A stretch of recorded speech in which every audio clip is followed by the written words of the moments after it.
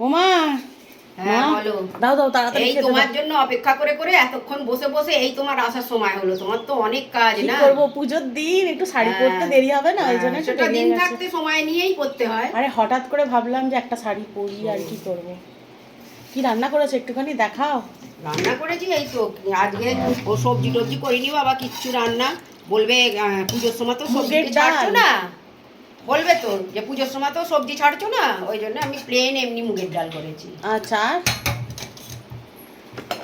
আর করেছি এই যে আলু ভাজা, করলা ভাজা। ও, ডালের সাথে তো ভালোই লাগবে হ্যাঁ, খেতে। ভালো হয়েছে। আর কিছু করোনি? আর ইলিশ ভাজা।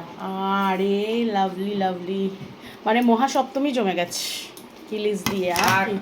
পোস্ত, পেঁয়াজ পোস্ত। ও দারুণ, আমার সব প্রিয়, প্রত্যেকটা আইটেম, করলা ভাজা বাদ দিয়ে বাকি সব প্রিয়। তুমি করলা ভাজা খাবে কেন?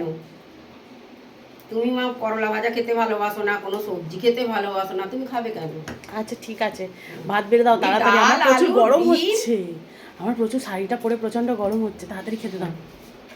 তুমি শাড়ি ছাড়ো, আমি ভাত আনছি।